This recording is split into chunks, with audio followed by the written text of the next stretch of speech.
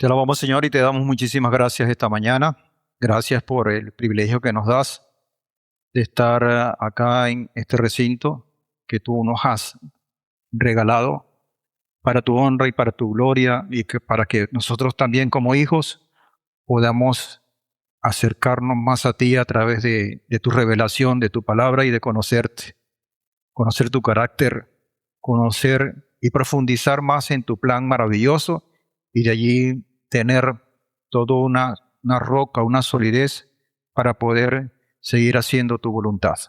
Gracias, Señor. Recibe toda la gloria y toda la alabanza, esperando que, al igual que todas las actividades que hemos hecho con la caída del sol, te ponemos para que seas tú el que nos dirijas a toda verdad en este momento, que esta palabra sea de mucha edificación para cada uno de nosotros, que siempre vaya dirigida a enaltecer tu nombre y que pongas en nuestra mente el recuerdo, la memoria de cada una de las cosas que tú nos enseñas en el momento preciso, en el momento que más sea necesario, Señor.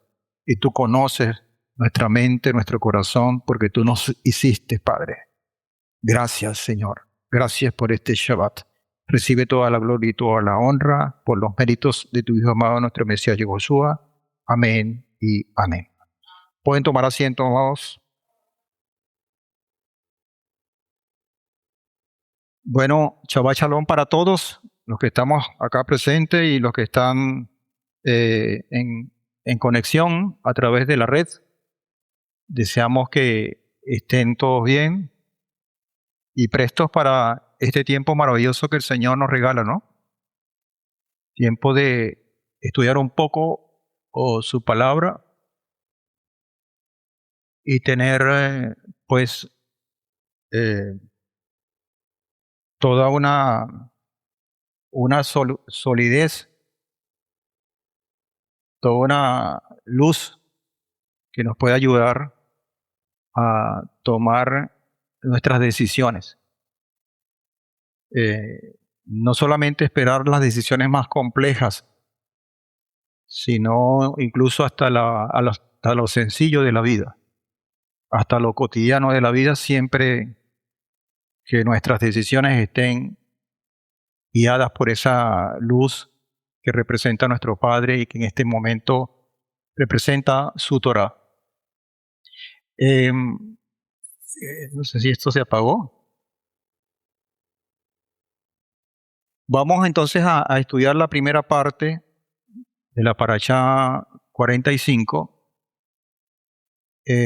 Baet Hanan. Baet Hanan. Ya vamos a ver el significado de esta frase, de esta palabra. Vamos a estar estudiando el capítulo 3, versículo 23, hasta el capítulo 4, versículo 40. Y en los escritos apostólicos está el libro de los Hechos y la Tará, el profeta Yesayahu o Isaías. Es importante saber un poquito o tener conocimiento del contexto donde se encuentran estos textos.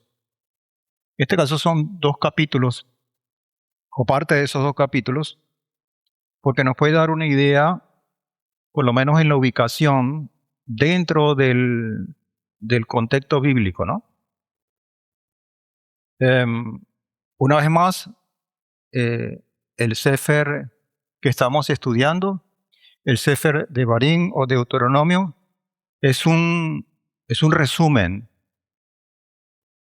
es una narrativa que ya se explicó en la primera parte cuando aperturamos este Sefer, en este ciclo.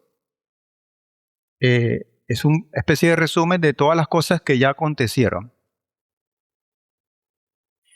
Y es muy bueno siempre recordarlo porque nos ubica en el contexto en un contexto de mucha utilidad.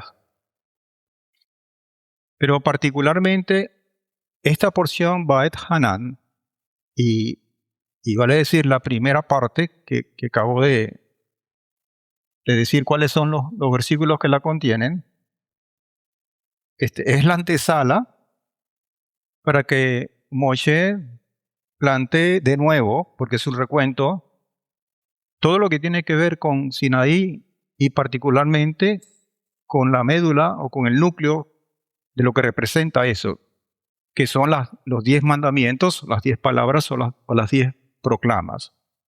Es decir, esto está como antesala. Y es importante que lo sepamos, porque el Señor quiere asegurarse de que cuando Él plantee a través de su instrumento, en este caso Moshe, nosotros vengamos con una preparación previa. Así que esa es la actitud con la cual uno debe abordar esta primera parte de la porción 45, porque es una parte de preparación a semejante muestra, no sé ni cómo llamarlo, a todo lo que el Padre quiere dejar para nosotros, no solamente en aquel tiempo, sino a través de todas las generaciones, hasta el final de los días. Entonces es una cuestión que trasciende incluso lo histórico. Esta porción, la primera parte de Ba'et Hanan, es una porción, una parte que es muy hermosa, es preciosa. Yo la he disfrutado mucho cuando la estuve reestructurando y espero transmitir de alguna manera esa belleza que tiene esta porción. Claro, cuando uno habla en los términos de hermosura y de belleza, uno se imagina algo que cae bien, y de hecho es así, pero nunca se imagina que hay cosas que son diametralmente opuestas. Y precisamente la belleza, creo yo, que tiene esta parte, es el balance que ofrece entre las cosas en términos de bendición, de bienestar, que se perciben así, incluso ante nuestros ojos humanos, pero que también señala aquellas cosas negativas, entre comillas, que pudieran en un momento, y de hecho lo hacen, causar dolor, causar amargura, causar incluso quejas por nosotros. Entonces el Padre no deja, es una cosa que usted y yo hemos estado estudiando y acostumbrados a eso, no deja disimular esas partes que nos pueden golpear nuestra sensibilidad por elementos de sentimientos o de apegos, no la deja de mencionar. Siempre está resaltando esos elementos, pero hace un balance perfecto, como uno percibe cuando hablaban esos profetas, que cuando uno ve las primeras lecturas de estos hombres, de Isaías, de Ezequiel, de Zacarías, todos ellos, ven mucha dureza, ven un mensaje muy fuerte, que a veces es como que, pero que cuando uno se introduce un poco más a la lectura y al contexto, ve que también hay un balance y que en el fondo era preciso hablar de estas cosas para advertir, porque eso fue lo que hicieron los profetas, advertir de que el pueblo no siguiera por el camino que en un momento dado estaba tomando y que entrara otra vez, reaccionara en sí. En los Hechos, en el libro de Hechos, capítulo 13, versículos 26 al 31, nos muestra una partecita de quizás el núcleo central de lo que Rav Shaul Pablo basó como plataforma, diría yo, de comenzar ese ministerio. Y aquí hay elementos que, bueno, son el núcleo, son medulares, que ahí se van a catapultar para muchas cosas, y que tiene, quizás no, están allí el aspecto de la salvación y el aspecto de la muerte de nuestro Mesías Yehoshua. Pero también nos enseña la diatriba o la oposición, y podemos llamarlo la rebeldía, de un pueblo que va a implosionar este proyecto desde adentro. Dice Hechos 13, 26 al 31, varones hermanos, hijos del linaje de Abraham. Entonces, está hablando porque Pablo era especialista en iniciar todos estos mensajes de acuerdo al público, al oyente, a quien lo estaba escuchando. Porque si eran griegos, si eran romanos, él le hablaba de una manera que pudieran captar ellos. Pero si eran de este lado, como en este caso, comienza con estas palabras, varones hermanos, hijos del linaje de Abraham, que es una cuestión muy conocida, que conectaba a los creyentes que tenían un antepasado histórico a través de todo el legado de las promesas puestas en Abraham y del pacto señalado con Moshe. Esto no era una cuestión ajeno a ellos. Pero que al final y al cabo, sea el público que sea, comenzaba de diferentes maneras, pero llegaba a un solo lugar, que era la salvación a través del Mesías, nuestro Mesías Yehoshua. Eso sí no era negociable. Entonces, hijos del linaje de Abraham, y allí entonces añade un segundo grupo, y es importante señalarlo, varones hermanos, hijos del linaje de Abraham, y los que entre vosotros teméis a Elohim, porque había también gente que no era judía, pero que sí aceptaba al Mesías Yehoshua como su Salvador para poder seguir adelante. Esos eran gentiles.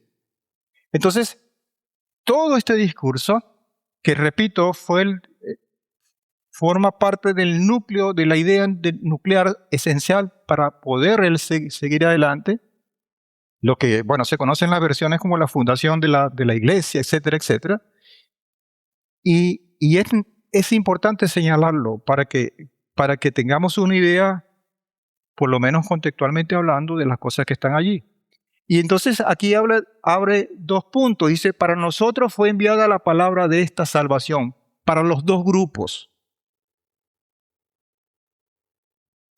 Para nosotros, él se incluye, es decir, los hijos del linaje de Abraham y todos los que temen el nombre del Padre. Es enviada la palabra de esta salvación e introduce entonces el punto de la salvación, que va a ser la bandera de su mensaje en todo el peregrinar que iba a ser de allí en adelante. Porque los que habitan en Jerusalén, entonces aquí viene la exposición de lo que es el implosionar interno o la oposición que él mismo se consiguió dentro del pueblo. Porque los que habitan en Jerusalén y sus gobernantes, no reconociendo a al que trajo la salvación, ni las voces de los profetas que se leen en cada Shabbat, tampoco le prestaron atención y por ende le desobedecieron. Por eso es que yo amo de rebeldía.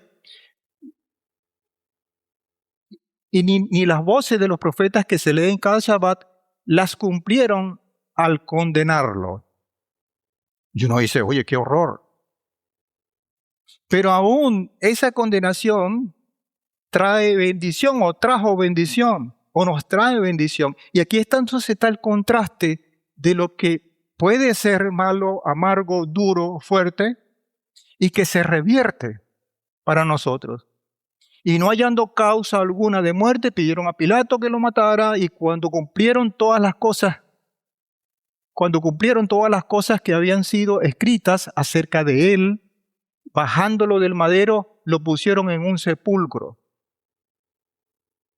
Ellos, sin darse cuenta, cumplieron la misión que el Señor le había encomendado a Josué, y que no era una misión secreta porque estaba descubierto. Por eso es que dice, los profetas lo anunciaron, la misma Torá lo anuncia, y ellos no lo vieron.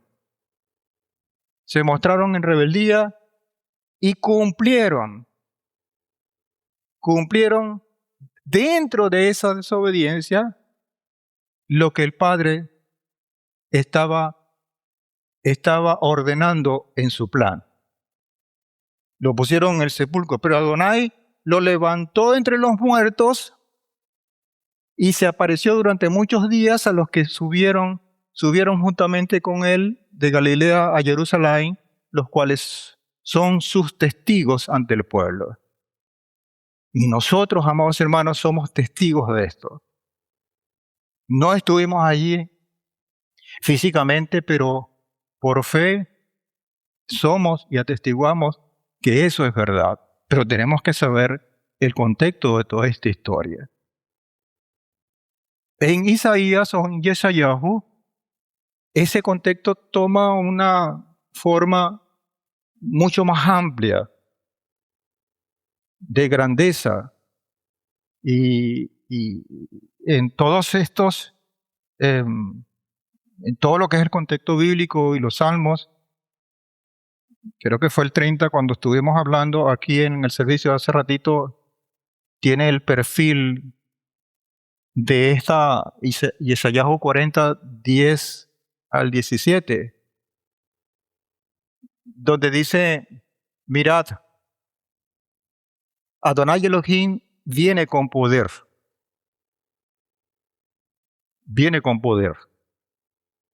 y su brazo manda. He aquí su galardón con él y su recompensa lo precede. Es decir, muestra a partir de este versículo 10, solamente tenemos el segmento de versículos 10 al 17, pero eso es mucho más amplio, ¿no? Obviamente porque todo el capítulo 40. Pero en esta parte muestra el carácter del Señor, y una de las cosas hermosas, como yo le he dicho al principio, que tiene eso, es que nosotros como seres humanos, y quizás así nos han enseñado por las culturas donde vivimos, es que el que es malo y el que es bueno es bueno. Es decir, hay una condición de estigmatización en cuanto a la persona, hablando en términos generales. Todo, si él es muy fuerte, es fuerte para todo. Si él es grosero para todo. Aquí hay un balance para nuestra bendición. Es decir, comienza el profeta describiendo al Padre en términos de poder, de dominio, de gobierno, y quizás proyectando un poquito eso de juicio. Y esa impresión a cualquiera lo impresiona, sobre todo cuando lo pescan haciendo cosas que no deben hacer. Pero enseguida, el verso 11, ¡pum!, contrasta sobre la misma figura de nuestro Padre. Dice, como pastor apacentará a su grey, recogerá los corderitos en sus brazos y los llevará en su regazo y sustentará a las recién paridas. Entonces es increíble cómo es que la misma persona puede actuar en estos dos escenarios. Y eso despierta, amados hermanos, para mi parecer, la sensibilidad con la cual nosotros nos acercamos al Padre. Porque cuando nos acercamos al Padre y por alguna razón vemos su dureza, vemos su gobierno actuando en nosotros, parece que se nos olvida que Él es capaz de amarnos de levantarnos, de curarnos, de, ¿cómo es que dicen? Apapacharnos. No sé si eso se puede decir. De sobarnos. Y hay que tener esa condición, porque Él es así. Entonces, sigue diciendo, también describiendo pues el perfil de nuestro Creador. Y precisamente habla, a partir de ese versículo 12, de otra condición que no va a ser gobierno, que no va a ser poder, que no va a ser de amor, de misericordia, sino va a ser de creación. ¿Quién midió a puñados el mar y mensuró los palmos de los cielos y a cuartillos en el polvo de la tierra? ¿Quién pesó en balanza los montes y en báscula las colinas? ¿Quién ha precisado su espíritu? Y allí en ese versículo 12 está su condición, su poder, pero creativo, de lo que es capaz de hacer el Padre. Y entonces el verso 13 habla del mismo Padre con otra característica importante. Dice, ¿quién ha precisado el espíritu de Adonai como consejero suyo? Le ha enseñado.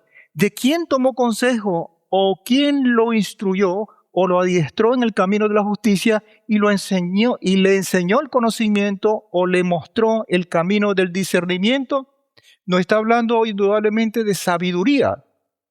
Entonces tenemos en todo este fragmento características del Padre que nosotros tenemos que tenerla muy presente. ¿Por qué? Porque, oye, si yo conozco a mi Padre, yo puedo, mi actuar debe ir más enfilado a lo que Él me demanda, porque yo lo conozco a Él. Si usted tiene su papá, y su papá sabe que a él no le gusta que usted tenga tal comportamiento, como usted sabe que no le gusta, usted no lo va a hacer. Y a lo mejor nosotros como hijos en un momento dado no sabemos por qué o no estamos de acuerdo con eso. Pero lo que sí estoy seguro que a él no le gusta. Entonces, las Escrituras, en este caso el profeta, por mandato del Padre Celestial, nos da el detalle y dentro de toda esa condición de grandeza está el amor, la misericordia, la bondad. ¿Me explico? Y como si fuera poco, dice el versículo 15, aquí las naciones les son gotas en un cubo, valen lo que el polvillo de la balanza. Las islas le pesan lo que un grano de polvo. El Líbano no basta para leña, ni sus bestias alcanzan para el holocausto. Delante de él, todas las cosas son como nada, como cosa vana le son estimadas. Pero nosotros vivimos en ese mundo. ¿A quién le vamos a hacer caso? ¿A todo lo que dice este mundo, esas naciones, con todas esas culturas?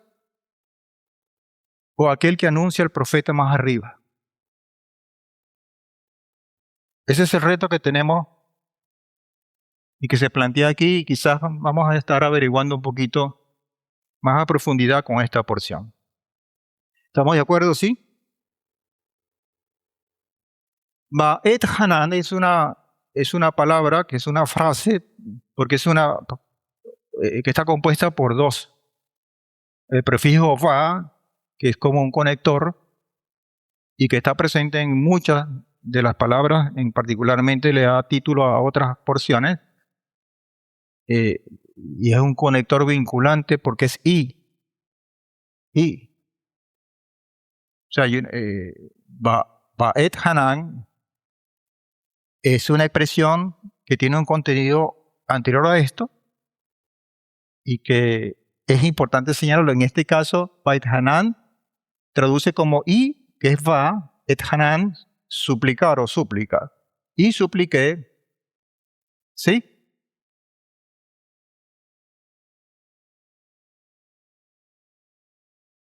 Y supliqué y clamé por misericordia. Y claro, el contexto histórico del cual estamos hablando son palabras de Moshe ya al final de los días, de sus días, para con la oportunidad que tenía o que él estaba esperando de pasar a la tierra prometida. Adelante, pastor. Ok, shalom y buenos días y bendiciones para todos. Quería que asociemos y tengámoslo presente en esa última palabra que leímos en Yeshayahu, el capítulo 28 de Job, del libro de Job. Y bueno, vamos a ver el mismo esquema, pero maravilloso ahí con es la intervención del Señor en medio de toda lo que fue la discusión del libro de Job.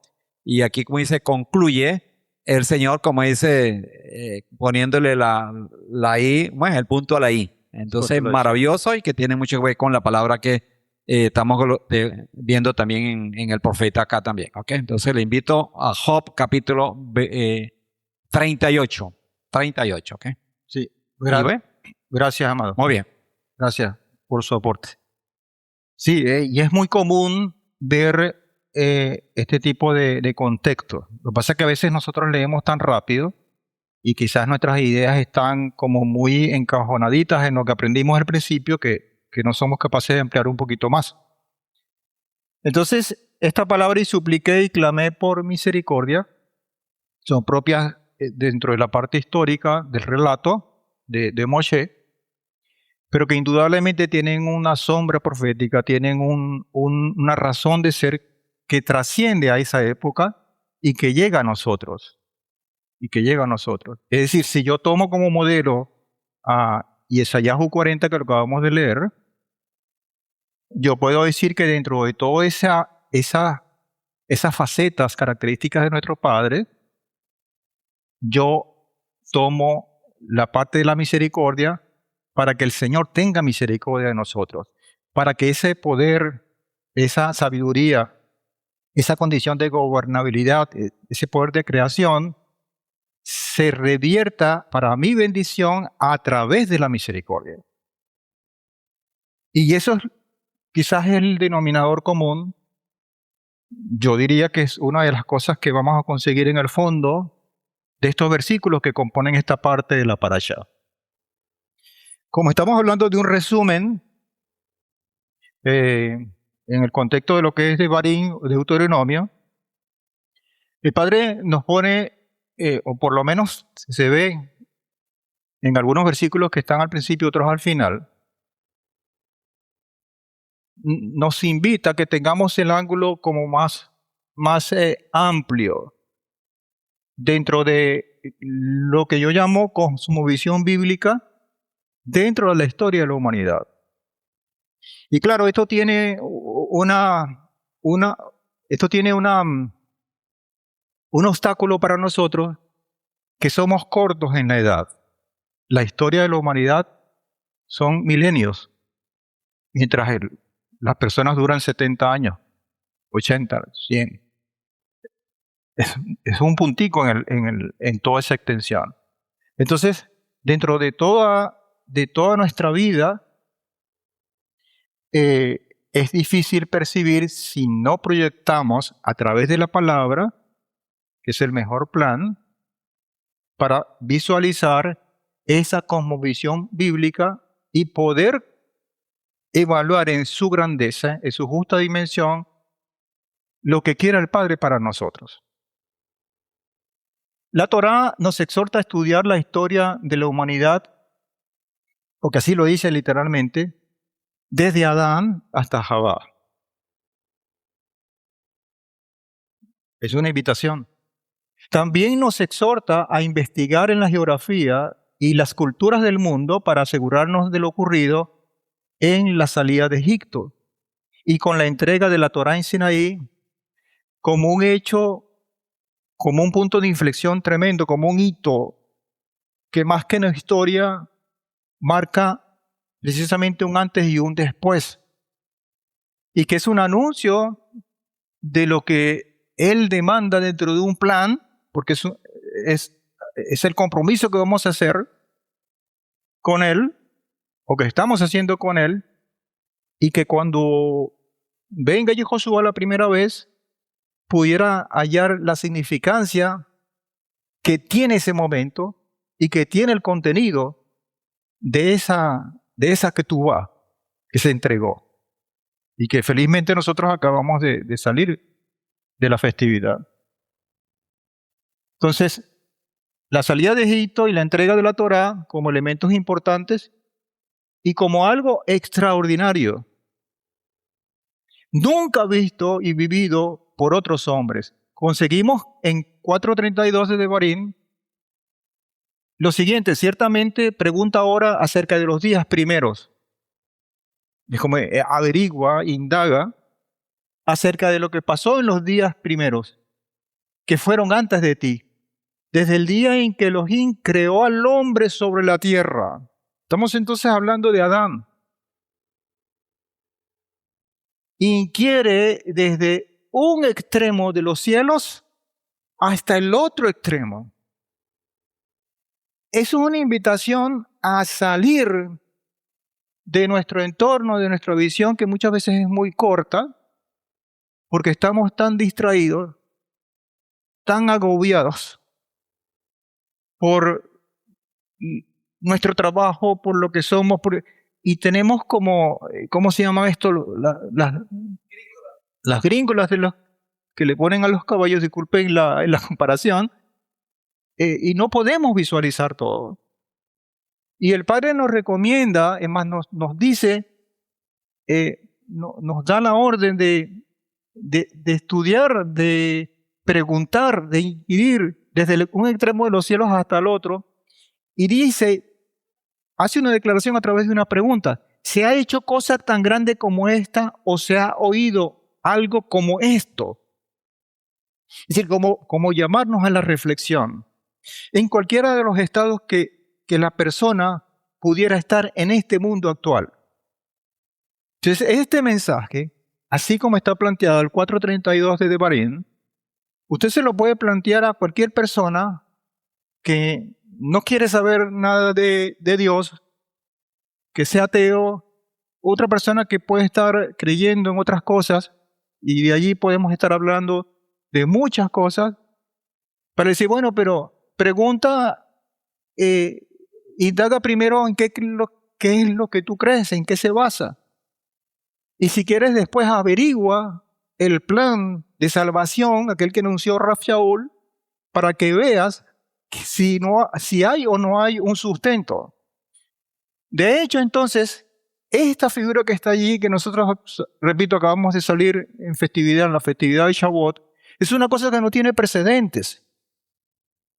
Y no solamente eso, nadie de las deidades que lastimosamente guían a muy buena parte de la humanidad hizo como dicen por aquí, ni la cuarta parte de lo que se muestra allí.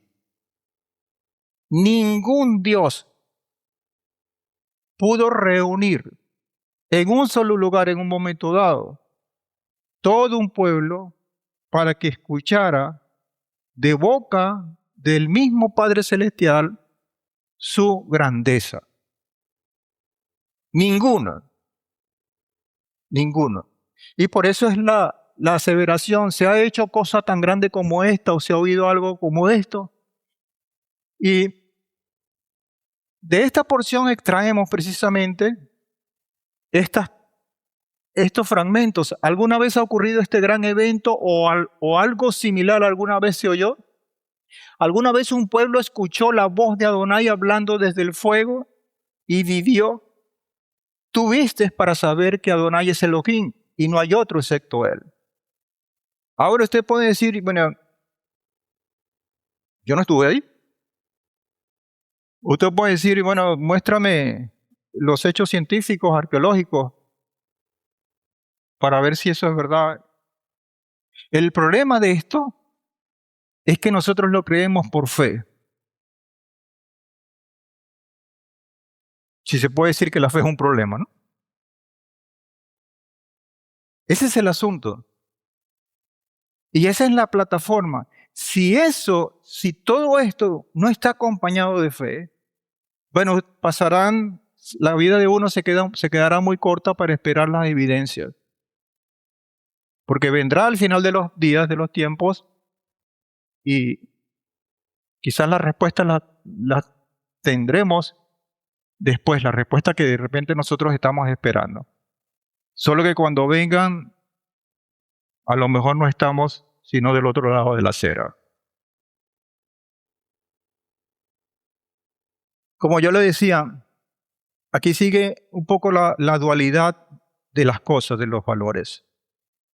Yo recuerdo que cuando eh, yo hice una enseñanza que fue una serie de las raíces hebreas y los términos y todo esto, y había un elemento allí dentro de lo que es el enfoque hebreo, no judío, hebreo, que los judíos lo siguen, eso es otra cosa. Es el enfoque hebreo bíblico, cómo está configurado la idea del planteamiento en casi todo el compendio bíblico, y es que precisamente muestra esos contrastes de blanco y negro, de oscuro y claro, y que no solamente es mostrarlo por mostrarlos, sino porque hasta con fines pedagógicos uno puede ver la maravilla del Padre dentro de un contexto de adversidad. Es como que si esto es un salón oscuro, ya como que estamos acostumbrados a eso a veces, es una bendición prender una linterna. Pero cuando está clara, ¿de qué nos sirve esa linterna si hay claridad? Es eso. Ese es. Entonces yo voy a decir una cosa que a lo mejor a ustedes les va a impresionar. El dolor es necesario dentro de ese punto de vista. Claro, leerlo de esa manera no es fácil. No es fácil. Hay un científico, tiene muchos títulos, pero que él está en la Universidad de Harvard y estudia la felicidad desde el punto de vista científico. Y dice, entre otras cosas, para que llegue la felicidad hay que pasar por un proceso de infelicidad, de no felicidad. A lo mejor ustedes están, ¿qué será esto? El dolor. Moshe relata cómo le imploró a Adonai para que le permitiera, y ese de implorar es Bait Hanan. ¿Ok? Bait Hanan. ¿Cómo le imploró a Adonai para que le permitiera ingresar a la tierra de Israel? Adonai se negó, y está el primer encontronazo. Y uno dice que injusto. Si se negó con Moshe siendo Moshe, ¿qué quedará para nosotros? Adonai se negó, pero le indicó una cosa que es importante resaltar, que ascienda a una montaña que se llama Pisgah para ver la tierra prometida. Y eso se ve como una provocación. Sube y ve lo que te vas a perder, algo así. Y uno puede decir, pero qué injusto es el Padre, que no solamente me negó la oportunidad de coronar toda mi gestión con pasar a la tierra, llevar a mi pueblo a la tierra por el cual he dado la vida literalmente, y que además de eso me diga para provocarme que suba a una cumbre y que vea lo que estoy perdiendo.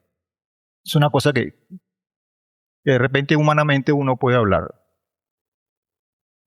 Claro, hemos dicho otras veces que hay una condición de sombra profética ahí, por una parte, de muerte y vida, pero también hay una parte de lo que hay o lo que hubo en el corazón de Moshe, y que el Padre estaba consciente de eso. Es decir, si se lo dice a cualquier persona, lo revienta, perdón. Pero él sabe que Moshe no.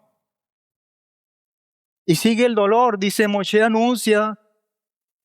Ya entonces, este dolor no es particular, no es de él, al no dejarlo pasar, sino que pareciera que todo lo que Él ha venido haciendo a través de todo este periplo desde Egipto, no valió la pena.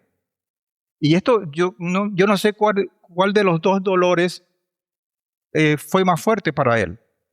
Porque Moshe anuncia que en generaciones futuras su pueblo se alejará de Adonai y adorará ídolos, será exiliado de su tierra y esparcida por las naciones del mundo.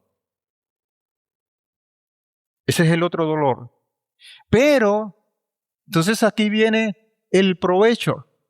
Y entonces si ustedes ven estos dos textos hay como un desbalance. Hay muchas cosas que aparentemente son malas, son negativas, causan dolor, causan angustia, y una sola que está al final con un pero tremendo. Pero allí ellos buscarán a Adonai y retornarán a observar sus preceptos.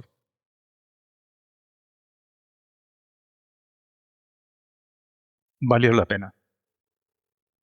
Ahora, este pero que está aquí, no solamente nos incluye a nosotros. Amados hermanos, créalo. Pero allí ellos buscarán y retornarán y observarán sus preceptos. En la Conchinchina, donde quiera que estén, allí ellos retornarán, Techubá, y se completará la obra para la cual yo te he encomendado a ti. Entonces, Moshe tuvo que tener una proyección sobrenatural, porque no se puede explicar, humanamente hablando, no pudo ejecutar las cosas que hizo después de esta declaración de negatividad, como lo hizo, sino a través de esa condición. Sinaí ofrece una verdad contundente, pero también nos ofrece una sombra de un mundo, como dice la canción, no sé, un mundo ideal. ¿Qué? Mundo ideal. Perdón. Nos ofrece un contraste y sombras proféticas que son importantes valorar desde Sinaí. Desde Sinaí. Por eso es que el Padre dice, anda y vete para atrás. Es como decir que usted está entrando a la universidad y le dicen, vete para primaria.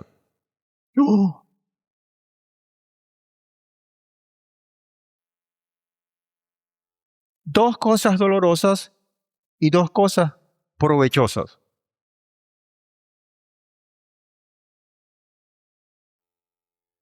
Yo me atrevería a decir que no hay mejor provecho sin pasar por el dolor. Y lo digo con propiedad. Es una apreciación para poder, incluso no solamente, ¿cómo es que dicen? Hay una palabra técnica, no recuerdo, caernos a mentira para poder soportar la pena. No.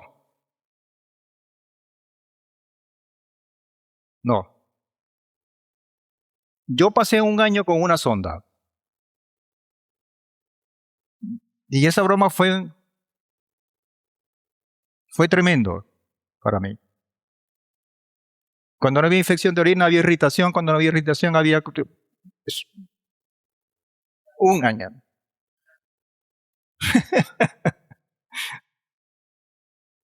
Sí. ¿Cómo soportar un espacio de tiempo tan largo? Y que es la fuerza del Padre. Pero, una vez más, pasar esas cosas dolorosas en mi caso, he visto un provecho impresionante que nunca jamás yo mismo hubiese imaginado. Y es lo que trato de divulgar. Gracias al proceso. Anoten eso porque vamos a ver un poquito más adelante Yo no veo porque hay un brillo ahí que no me deja ver. Sí, feliz año, pues.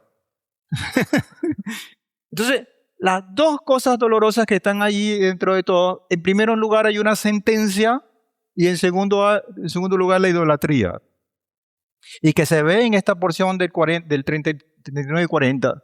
La sentencia que Moisés no entrará en la tierra prometida, yo cuando leí esto la primera vez que no fue cuando lo comprendí, lo internalicé, yo, perro, no va a entrar en Moisés. Me dio como una indignación sana y santa, como dice el pastor. No puede ser. No puede ser. Entonces, causa dolor. Causa como una cosa que se reviste hasta de injusticia, en medio de la incomprensión muchas veces. Y la otra cosa que causa que son dolorosas es obviamente la idolatría, que es el cumplimiento de una advertencia, porque ya se había advertido y se siguió advirtiendo con los profetas hasta la saciedad. Hasta la saciedad llamo yo, hasta estos días incluso. Estas son dos cosas que marcaron el dolor dentro de ese fragmento que vamos a estudiar. Pero que al mismo tiempo están dos cosas de provecho que se muestra, y por eso yo le decía la misericordia dentro del perfil del Padre que está en Isaías o Isaías 40, que está esa condición. Dentro de esas cosas, dos cosas provechosas. Primero está la misericordia, como expresión de la grandeza del Padre. Y ustedes ven en esa lectura del 40 de Isaías, está dibujada la grandeza del Padre y está incrustada allí la misericordia del Señor para apaciguar sus ovejas, para apacentar, para tener en medio de esa majestuosidad. Es decir, cuando yo veo a Sinaí con eso, que uno se puede imaginar lo que pasó allí con esos truenos, con esos relámpagos, que la gente estaba temblando y dice, vete tú porque nosotros no vamos a aguantar esto. Estamos viendo esa condición. ¿Cómo ver la misericordia? ¿Cómo ver un padre dócil que quiere lo mejor para sus hijos, que quiere apacentar, que quiere aliviar, que quiere sobarnos? ¿Cómo lo vemos allí? Entonces, dentro de esa condición está la misericordia del Padre, pero también nos habla del arrepentimiento, que nos restituye por medio de la obediencia. Y esto entonces nos plantea una cosa que para nosotros o para muchos puede ser un reto, que es el resultado de la misericordia del Padre actuando con nuestra condición de saber que he errado, que necesito del Padre y que necesito conciliar muchas cosas. Es decir, ahí está la figura del pacto, porque la misericordia viene del Padre, pero el arrepentimiento viene de nosotros. Y las dos tienen que amarrarse, tienen que anudarse para que se dé esa cosa de provecho. ¿De qué vale la misericordia del Padre si no consigue corazones sensibles para el arrepentimiento? ¿O de qué vale el arrepentimiento si no conseguimos un Padre que es misericordioso para nosotros? No, las dos cosas tienen que... Y esa es una cuestión muy básica, pero que es tremendamente importante, que es el fundamento de lo que es su pacto para nosotros. Devarim 3:23 dice, yo también supliqué a Adonai en aquel tiempo diciendo. Esa palabra suplicar es Hanán, que es doblar e inclinarse, buscar favor, implorar favor. Aquí está intrínseco una cuestión de reconocimiento. ¿Sí? Yo supliqué, es diferente porque Moisés lo hizo en un momento dado. Ustedes ven la interacción que en un momento dado él tenía con el Padre, y ahí lo muestra la misma Torá, que hay momentos en que uno dice, oye, Moisés como que se pasó de hablarle al Padre, de decirle cosas, y lo más asombroso no es la osadía que aparentemente tuvo Moisés en varias facetas, sino que la respuesta del Padre fue favorable y se le hizo caso. Sí, Es una cuestión tremenda. Pero en este caso, él no fue con esa condición que aparentemente pudo verse con altanería, sino más bien con sumisión, con reconocimiento. Doblar e inclinarse, buscar favor, implorar el favor que está encerrada entre esa palabra Hanán. Moisés entonces comienza con una súplica, sabiendo su condición de siervo ante Adonai, con quien había tenido una relación muy, pero muy estrecha. Él lo conocía. Él lo conocía. Tanto así que en un momento dado, que no fueron muchas veces tampoco, cuando Moshe hablaba, parece que estuviese, por lo menos en las versiones, estuviese hablando el mismo Padre Celestial. Y uno sigue leyendo a la broma si es Moisés el que está hablando, pero es que había una condición de intimidad, de cercanía, que muchas veces era asombrosa. Entonces, aquí se devela una primera parte de esto que quiere plantear. Esto que quiero plantearles hoy en la mañana. Dice, esta actitud plantea quién soy yo delante de Adonai. ¿Quién soy yo delante del Padre? Y esto es importante, amados. Se ve muy sencillo, pero es importante cómo llegamos ante la majestad del Señor. ¿Con arrogancia, con incredulidad, con rebeldía? ¿O llegamos con sumisión, con fe, con esperanza? Cualesquiera que sean los escenarios. Y esto es importante tenerlo presente. Porque muchas veces es capaz que las oraciones que hemos tenido a lo mejor no han sido respondidas. Siempre son respondidas. Lo que pasa es que, pero a lo mejor no queremos,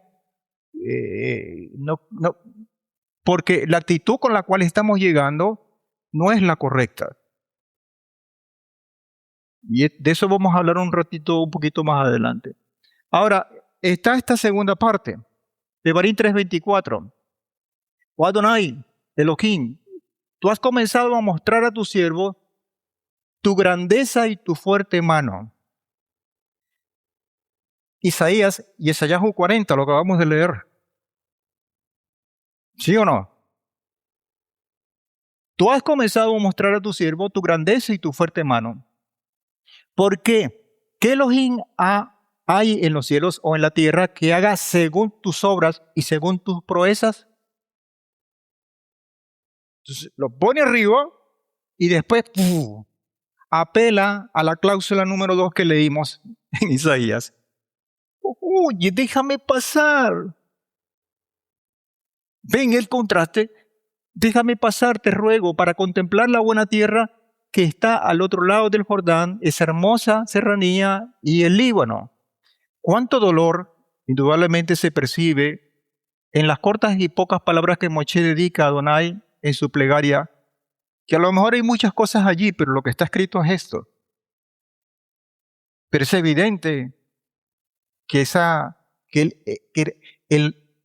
el anhelo de un hombre que pudiera estar justificado de completar su obra, pero al mismo tiempo él sabe que el control no lo tiene él y que el portarse bien a través de todo esa senda no le da garantía para poder contravenir o para poder exigirle al Padre, no, yo me merezco pasar. Al contrario. Moshe entonces debía morir en el desierto con la con la generación que tanto amó y a la que durante los duros 40 años llevó a las puertas de la tierra prometida. Moshe, en esta oración 3:24 de Devarim, es importante que exalta a Adonai antes de hacer la petición. Y es muy obvia, se ve. Por lo tanto, tenemos la segunda fase. La primera era, ¿quién soy yo delante de él? Y aquí es, ¿quién es él delante de mí? Entonces hay como una especie de interacción.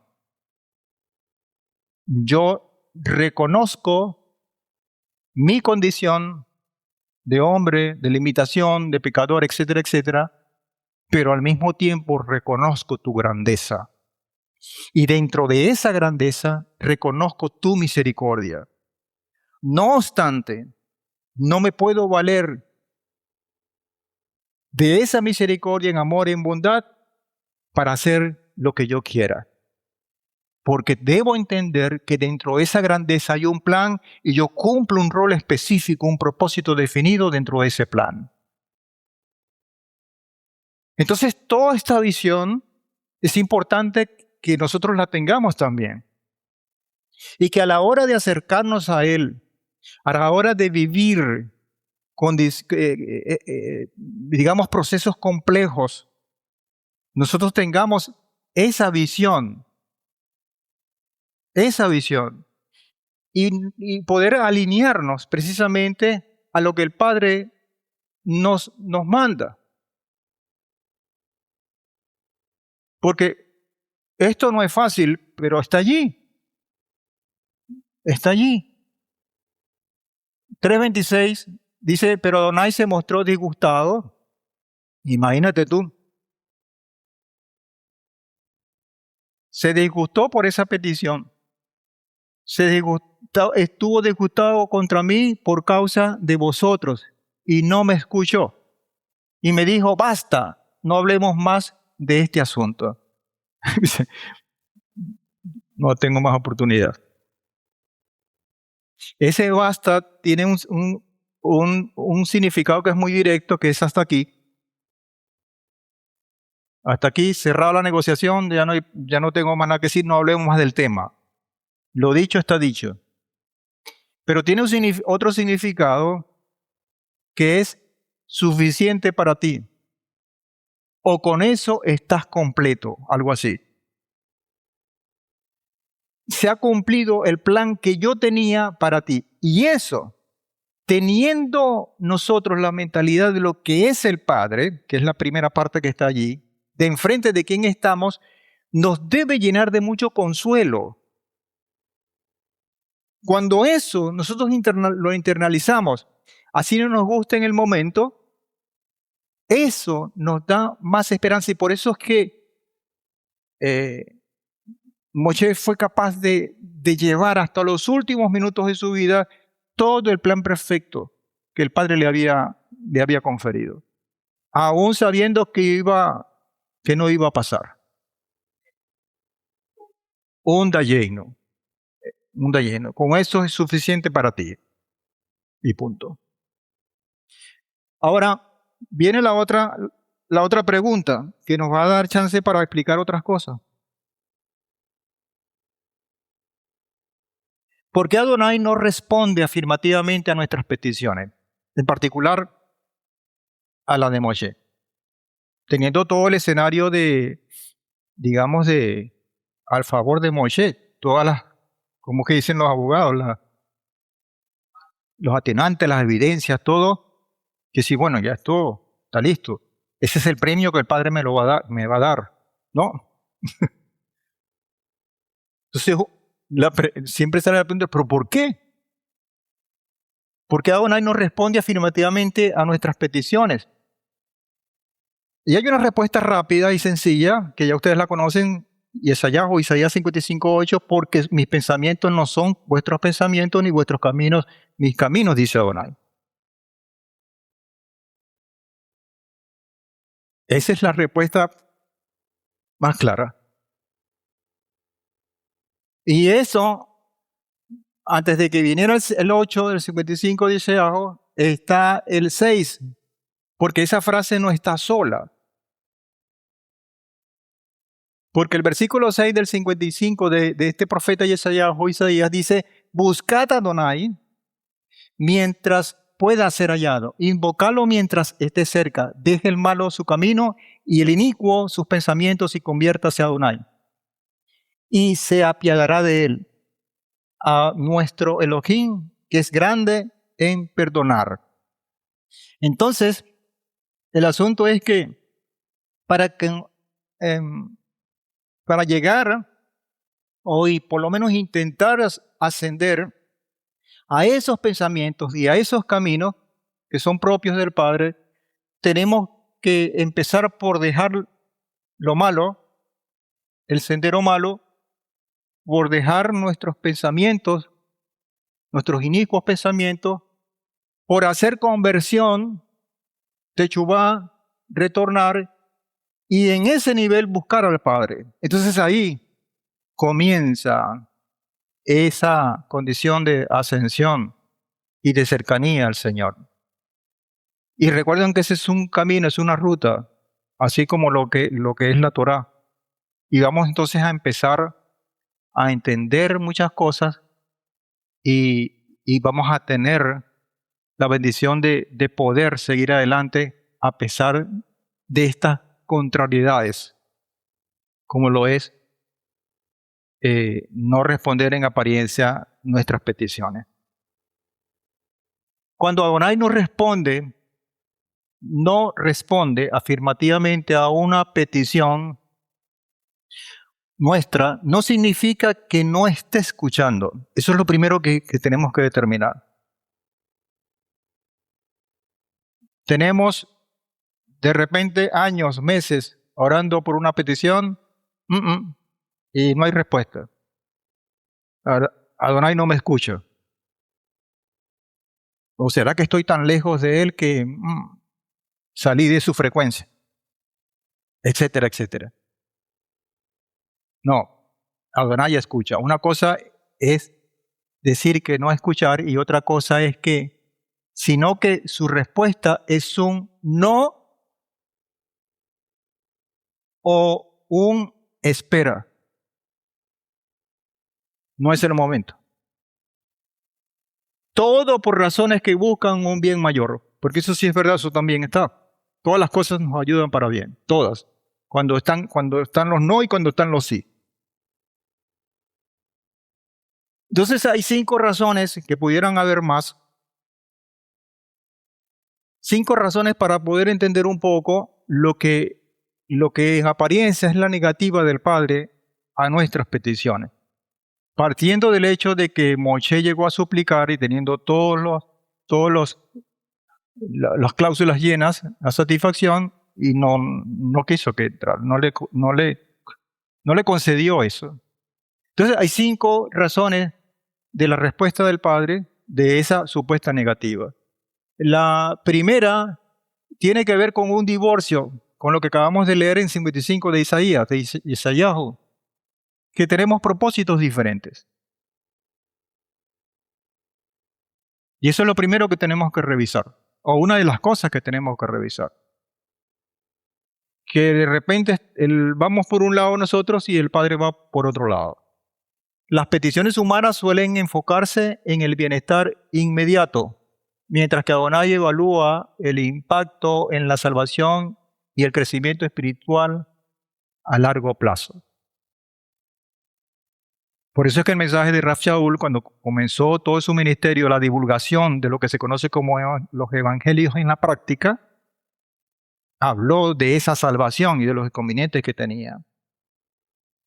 Y de la necesidad que había de no dividir, sino de caminar en un solo sentido. Entonces, cuando hacemos peticiones que están dentro de este marco, el Padre no va a contestar, por lo menos en el momento. No lo va a hacer, por sus principios. Segundo, esto indica que el Padre es soberano, que lo vimos también en el preámbulo con Isaías 40. Es la soberanía del Padre, es el que pone las reglas y es el que hace por su voluntad lo que es propicio hacer. ¿Okay? ¿Estamos entendiendo hasta ahora, sí? Lo segundo es porque nos está protegiendo de peligros que nosotros no vemos en el momento. Cuando no responde o responde negativamente, pudiera ser que hay una cosa de la cual Él nos está protegiendo que nosotros no lo vemos en el momento. Yo recuerdo muchos testimonios de personas que en el 11 de septiembre del 2000, no sé qué, con las torres, dejaron de ir a su trabajo, que estaba en las Torres Gemelas, que fueron destruidas literalmente, por circunstancias. Muchos testimonios de eso. Y muchos batallaron por querer ir, muchos dijeron, Bertale, creyentes incluso, que no pudieron ir por el taxi porque se pararon tarde, porque tenían diarrea, porque había una protección en ellos, porque nadie iba a saber que en unos minutos o unas horas después esas torres iban a ser derribadas, pero el Padre sí lo sabía. Y de alguna manera protegió aquello. Pero nosotros en el momento no lo entendemos. Berta, le empezó a llover y yo tengo este compromiso que no sé qué más tal. Se puede entonces pedir cosas que parecen buenas, pero que en el futuro causarían daño emocional, espiritual o físico. Allí nos muestra el Padre su paternidad. Esa condición de protección. Igual no contesta porque nuestro desarrollo del carácter y la fe es deficiente. Eso también es importante. La respuesta negativa o la espera obligan a desarrollar virtudes como la paciencia, la resiliencia y confianza absoluta. Esto nos obliga de alguna manera o de una manera muy directa a depender del Padre y a trabajar con esos elementos. Mire, cuando yo estaba en mi proceso, yo quería que eso durara primero unos días, después unas semanas, después, bueno, meses. Y se convirtió en un año. Imagínese usted. Y el Padre estaba tratando mi carácter, mi fe y decididamente mi dependencia. Es cuando el Padre quiso. Así que si usted, amado hermano, que están acá y los que están escuchando, está pasando por procesos duros,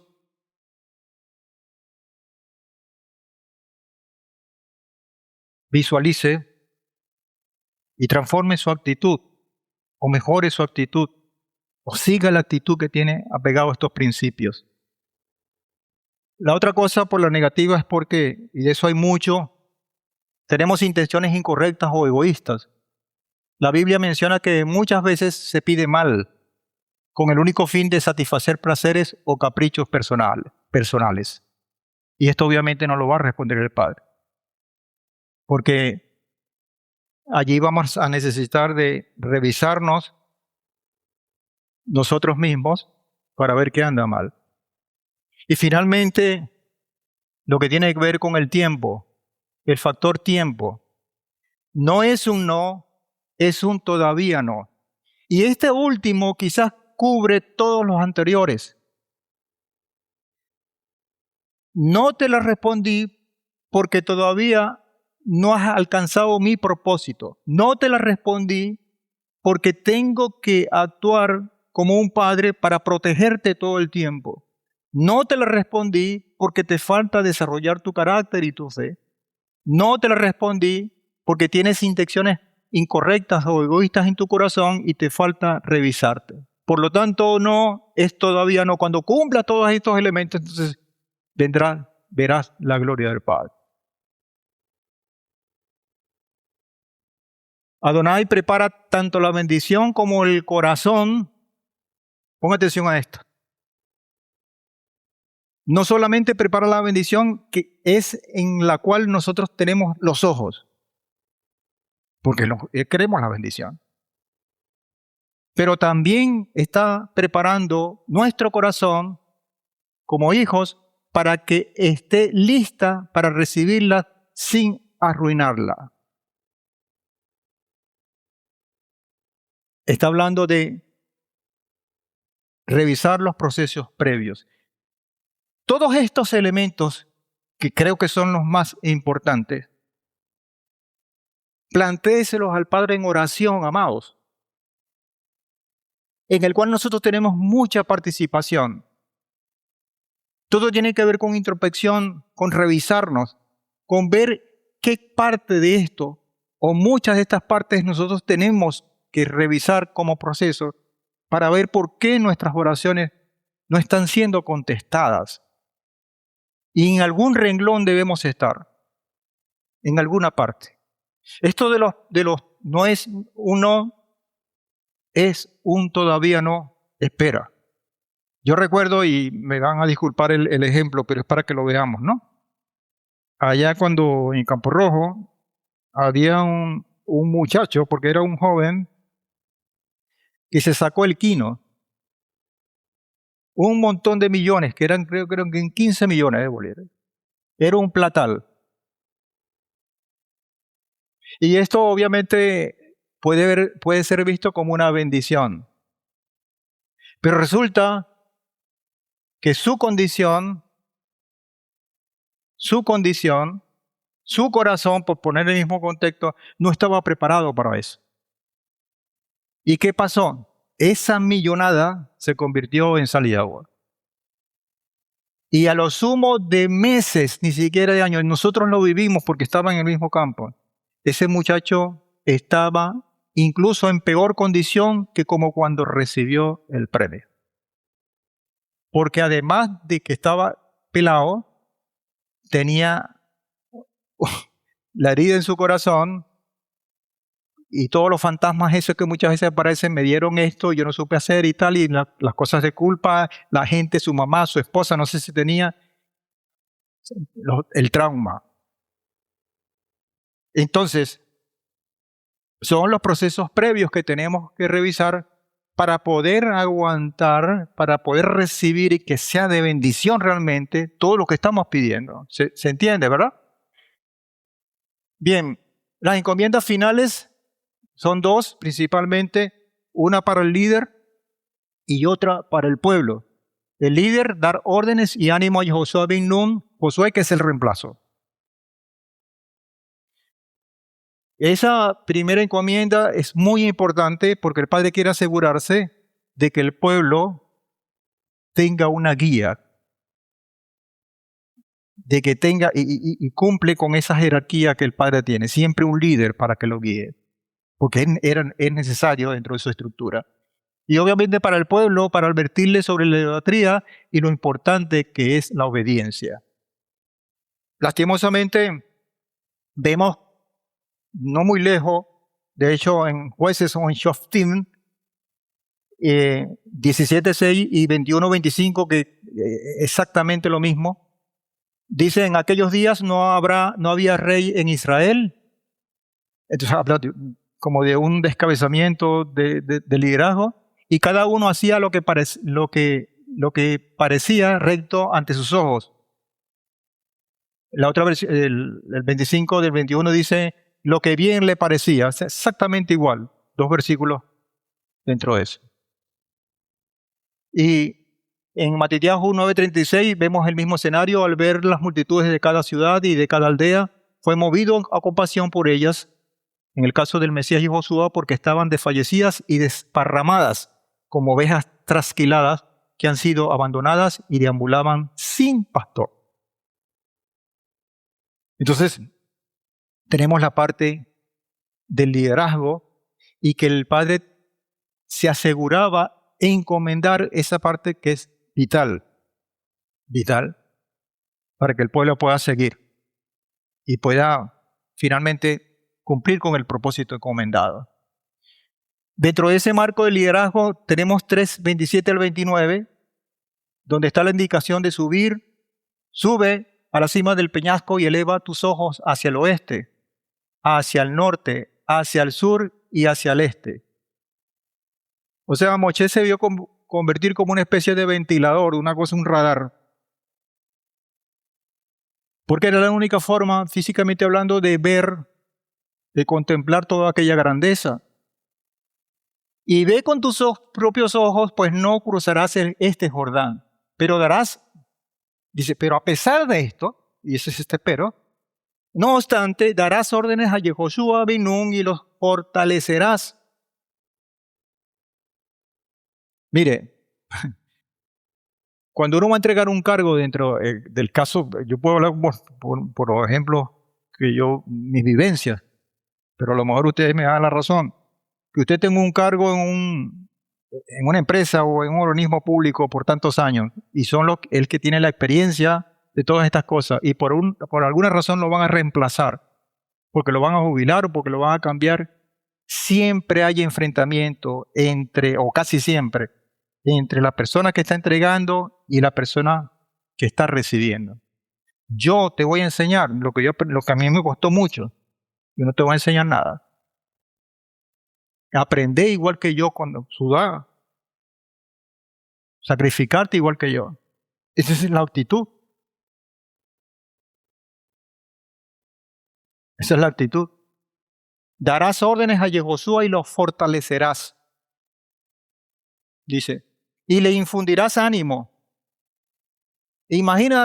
Imagínense ustedes, un hombre que está con una bala ¿cómo se llama? En un ala, porque le van a decir que no va a entrar y que además de eso le exija que saque de donde él no tiene fuerza para que fortalezca y para que le dé ánimo a aquel que lo va a sustituir. El relevo. Moche le pudiera decir que envidia, yo iba a estar en tu lugar. No. Entonces allá habla de condiciones que van mucho más allá de nuestros apegos, de nuestros sentimientos, y que le tocó a Moche porque el padre sabía quién era Moche. Pero cuando a usted le toque una situación similar, también el padre sabe quién es usted, porque él no le va a poner cargas a quien no las va a resistir. Y eso es importante que lo tengamos. Cuando uno vea, Señor, me estoy asfixiado, tal, aguante, hermano, y revise con todo lo que estamos viendo, porque hay un propósito. El Padre no es loco, y el Padre ama a sus hijos. El Padre quiere lo mejor para nosotros. Entonces, y le infundirás ánimo, pues Él cruzará delante del pueblo y Él hará que ellos hereden la tierra que habrá de ver. Tú no. No, ese tú no está allí. Y nos quedamos en el valle frente a Bet Peor. Esto es una fotografía, no es ninguna figura ni composición de IA, sino que lo que está en la actualidad, vistas desde el monte Nebo, donde Moshe, según la Biblia, vio antes de morir la tierra prometida de Canaán. Por eso que ustedes ven aquí una carreterita que no es del tiempo de Moisés. Para el pueblo. Porque así como había mensajes para el liderazgo, las encomiendas finales, también había encomiendas finales para el pueblo. Y esto es importante también resaltarlo. Esas encomiendas están plasmadas en el capítulo 4, versículo 1 al 13. Yo hace rato dije capítulo 40, pero no es capítulo 40, es capítulo 4. Así que corrijan allí, por favor. Capítulo 4, versículos 1 al 13. Veamos. Y comienza con esto. Ahora pues, escucha Israel. La versión textual dice, oye Israel. Pero debería ser entonces es escuchar. ¿Por qué? Porque cuando nosotros vemos el contexto completo, es hacer caso a lo que nos dicen. Y eso es escuchar, no oír. Escucha Israel los estatutos y decretos que os enseño, a fin de observarlos para que viváis y entréis a tomar posesión de la tierra que Adonai, el Elohim de vuestros padres, os da. Y comienza con 7, 6 encomiendas y las vamos a enumerar una a una. Primero, no añadiréis a la palabra. Capítulo 4, versículo 2. ¿Por qué eso es tan importante? Porque si ellos van a seguir una ruta, un propósito definido, una senda que viene de lo alto, necesitan una brújula que no esté chavetada, que no esté mala. Necesitan una lámpara que alumbre bien y que tenga las indicaciones precisas para que los pasos sean certeros, de acuerdo al criterio del Padre. Entonces, esa palabra no puede estar alterada. ¿Qué es lo que sucede históricamente hablando? Que esa palabra se alteró por las cosas que ya muchas de ellas las conocemos.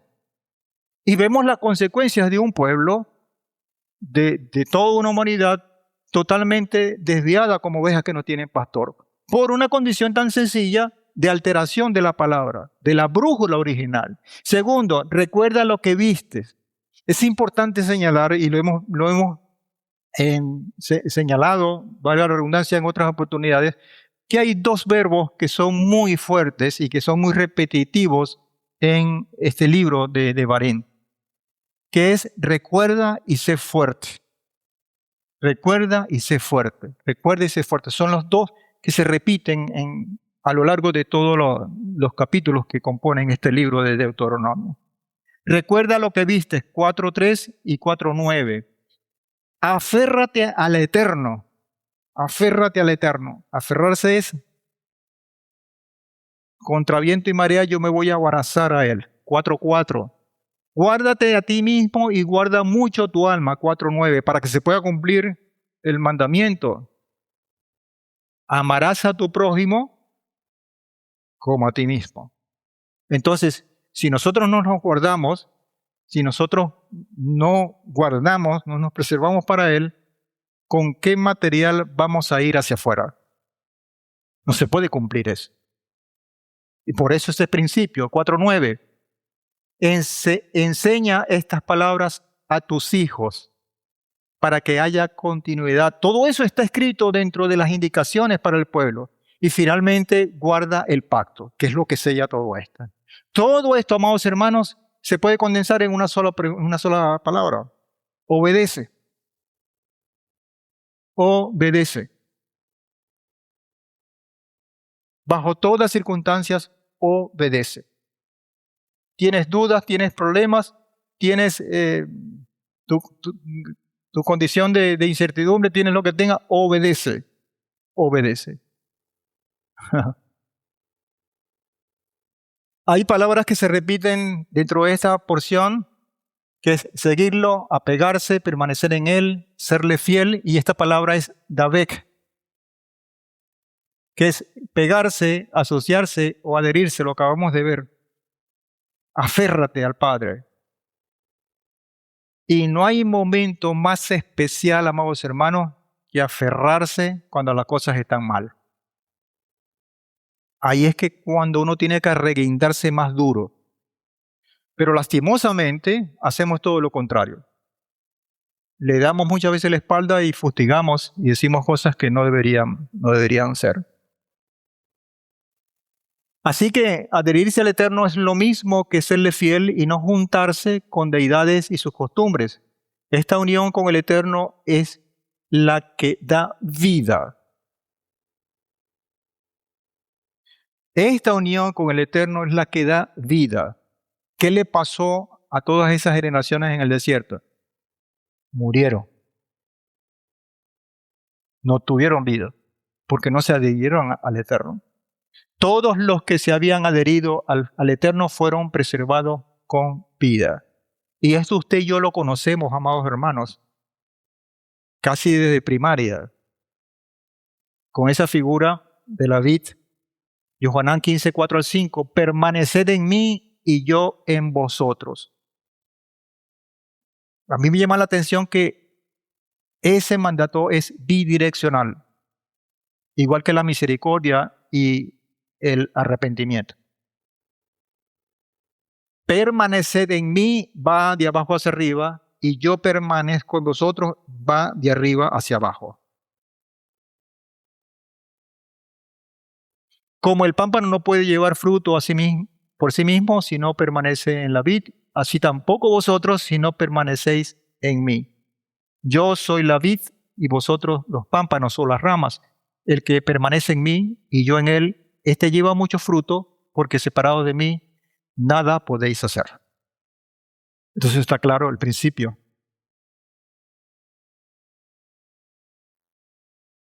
La advertencia de la idolatría está presente en toda esta porción. Y le dedica bastantes versículos. De Barín 4, 14 al 19. En aquel tiempo me mandó enseñaros los estatutos y decretos para que los pusieras por obra en la tierra donde vais a pasar para heredarla. Así, Yo te los muestro, yo te los doy, yo te los regalo.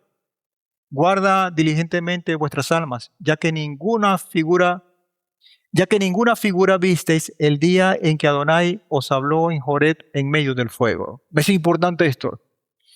No vistes ninguna figura. Solamente sentiste el poder del Señor y la voz del Padre. Yo no necesito de figura.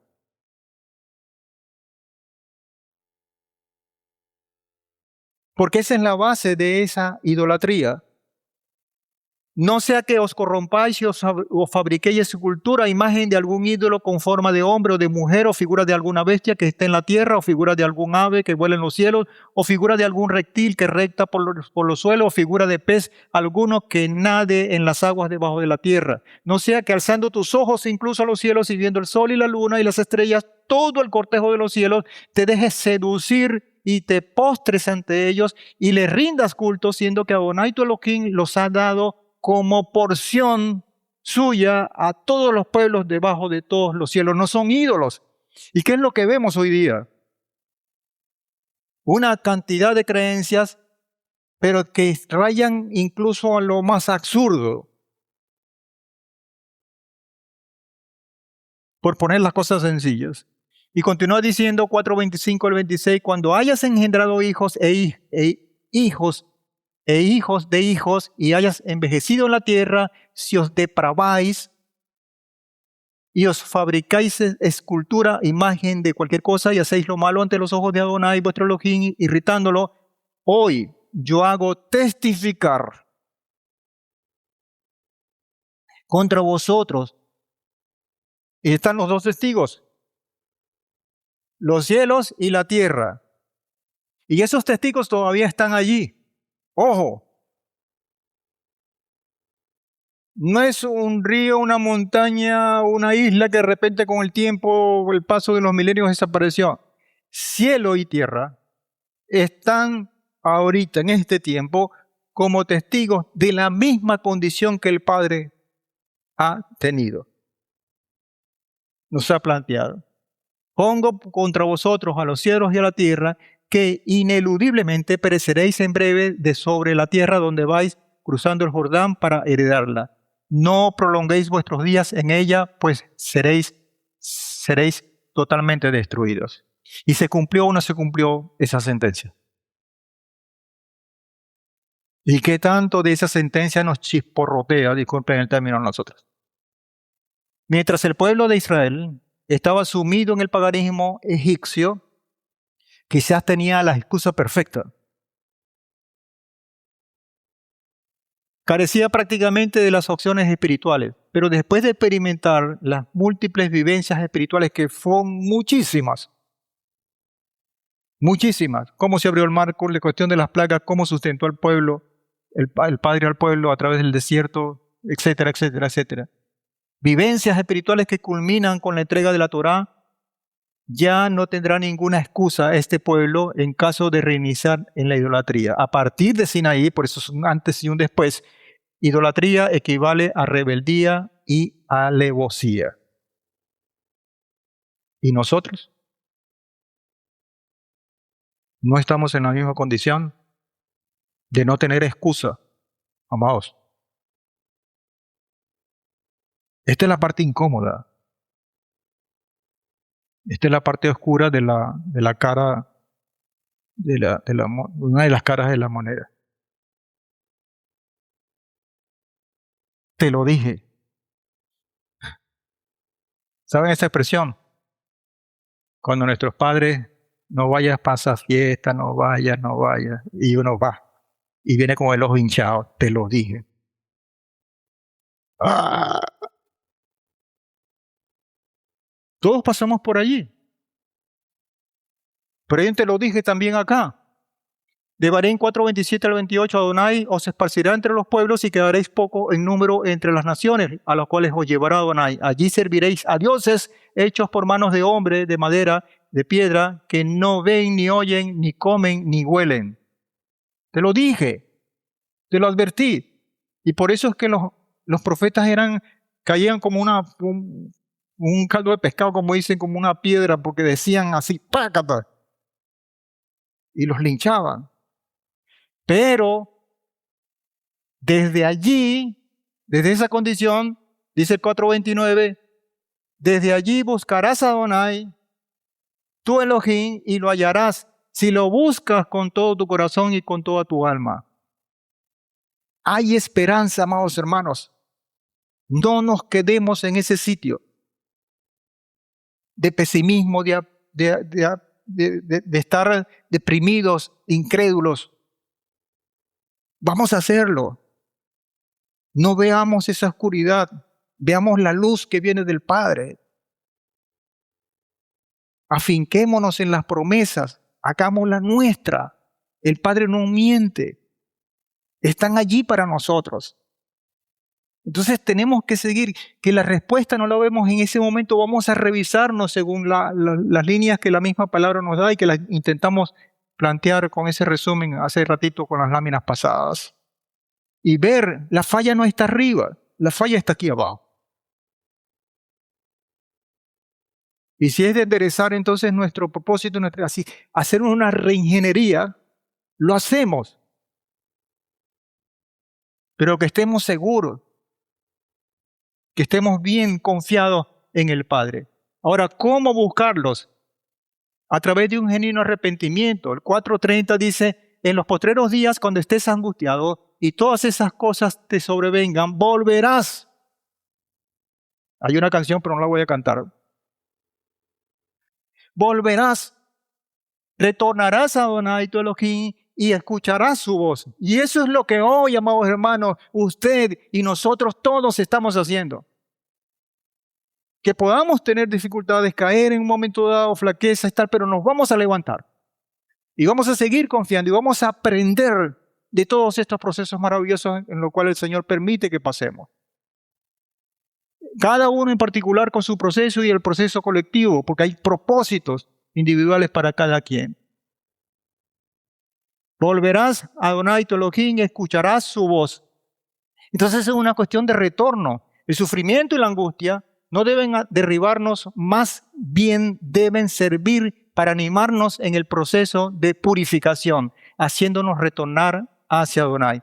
Toda esta historia, amados, desde que comencé con Hechos, capítulo 13, hasta ahorita, tiene que ver con esa condición. Con esa condición. Como decía el Señor que les dije, para que haya felicidad, tenemos que pasar por un proceso de infelicidad. Pero tenemos que aprovecharlo para que eso sea pleno. Y eso fue lo que le pasó a Moshe. Dentro de esa condición, Moshe tenía su puesto, lo tiene su puesto bien ganado en lo que el Padre, en la posición que desea el Padre. En este versículo 30 aparece el concepto de Teshuvá, volver, retornar, fundamentalmente para el retorno de su pueblo a las raíces hebreas de la fe, que es el original, buscando la originalidad del texto, buscando la esencia propia de lo que el Padre encierra como consejos. La palabra arrepentimiento es algo abstracto, es decir, algo que no se puede verificar sensorialmente con los sentidos. Pero tenemos un problema entonces, que todo nosotros lo queremos, los detectores predilectos del ser humano son los sentidos. Lo que no puede ser captado por los sentidos no existe, pareciera que fuera así. Y el chorro, el conducto espiritual lo dejamos de lado. Repito, el arrepentimiento es algo abstracto, es decir, que algo que no se puede verificar sensorialmente con los sentidos. Sin embargo, dentro de la perspectiva hebrea, todos los conceptos son concretos, es decir, se puede verificar con los sentidos. De allí que para ello, en hebreo, se habla de retornar. Si vamos para allá, tenemos que dar la vuelta porque es un retorno. Nos expulsaron de Edén. Tenemos que regresar allí, si lo queremos ver de forma más sencilla. Tenemos que regresar allí. Por ello, en hebreo se habla del retorno a la senda originalmente trazada por el eterno Teshuvá. Y allí entonces están las etapas que En otros estudios podemos ahondar en cada uno de estos aspectos. 5 aspectos que comprenden un genuino arrepentimiento, teshuvá, que es en primer lugar reconocer. ¿Se acuerdan que en las láminas pasadas yo decía, reconozco quién soy yo delante del Padre y quién es el Padre delante de mí? Ese es el primero. Reconocer. Vivir la tristeza porque sentimos hasta vergüenza por lo que hemos hecho o por lo mal que hemos hecho. Eso nos va a llevar a la confesión delante del Padre de lo que hicimos. No vamos a ocultarlo. Señor, yo te pido perdón. Y de allí entonces sirvan el perdón para los que podamos estar afectados dentro de la línea del prójimo. Abandono del error, no voy a persistir en eso. Y obviamente como última etapa, como quinta etapa, se da la restitución. Volver al sitio donde el Padre quiere que esté. Ese es el proceso, a grosso modo, de lo que es la teshuvá, el arrepentimiento. Ahora, muchas veces nosotros estamos atascados en alguno de ellos y no avanzamos. Y estamos atascados, por ejemplo, en la tristeza. Yo soy un trapo de inmundicia, no sé, y por allí nos vamos y de ahí no nos saca nadie. El Padre no quiere eso. Avancemos dentro del proceso de arrepentimiento. Avancemos dentro de ese proceso. Con esto termino, amados hermanos, y termino como una garantía. Cuando las personas quieren y le hablan de garantía, ¿cuántos años de garantía? Toda la vida. No, tiene 3 meses, tiene 1 año, tiene garantía suprema, 100%, de Barín 4:31. Pues Adonai tu Elohim es Elohim compasivo, por ahí vamos muy bien. Tiene compasión, sabe del dolor. No te abandonará, ni te destruirá, ni olvidará el pacto que él juró a tus padres. Dentro del pacto nosotros tenemos una cuota de responsabilidad porque es un pacto. Y por eso es que está ahí dentro de esas listas de las cosas encomendadas para nosotros como pueblo, está cumplir con el pacto. Y ahí está todo lo que hemos estudiado esta mañana. Así que dentro de ese pacto está el compromiso del Padre en su compasión, en su no abandonarnos, en su negativa de destruirnos, en su misericordia y su bondad. Pero también está el compromiso nuestro que se condensa en una sola palabra: obedecer. Obedecer. El pacto con Abraham sigue vigente hasta nuestros días. No ha caducado. Al regresar a nuestras raíces, volviéndonos al Eterno, escuchando y obedeciendo las palabras de todas las Escrituras e interpretadas y vividas correctamente por el Mesías Yehoshua, se experimenta su compasión, su fidelidad para ser considerados el pueblo del pacto, basado en las promesas de nuestros antepasados, Abraham, Isaac e Israel. Así que, amados hermanos, ha sido para mí de mucha bendición todas estas cosas que en la mayoría de los casos no son nuevas. Todas estas cosas las hemos venido estudiando a través del tiempo, pero que siempre es necesario rescatarlas, traerlas a la mesa y ponernos pues a derecho, como quien dice, delante de nuestro Padre. Así que sea de mucha bendición esta palabra para todos los que estamos acá. Para mí ha sido así, y para todos los que están escuchando a través de la red y todos los que las van a escuchar en la grabación. Bueno, la semana que viene, como ya lo había anunciado, tenemos ese compendio de lo que son las 10 palabras en la parte 2 de esta Parashá 45, Baet Hanan. Comenzamos con el 4:41, que es donde quedamos hoy. Terminamos con hasta el capítulo 5, versículo 33, Gilel 4:16 al 21, y Esayahu 61, 1 al 7. Son las porciones que vamos a estar leyendo en toda esta semana, y Baruch Hashem por eso. Bueno, Shabbat Shalom, bendiciones para todos, y nos vemos entonces hoy a las 4 de la tarde. Buen provecho.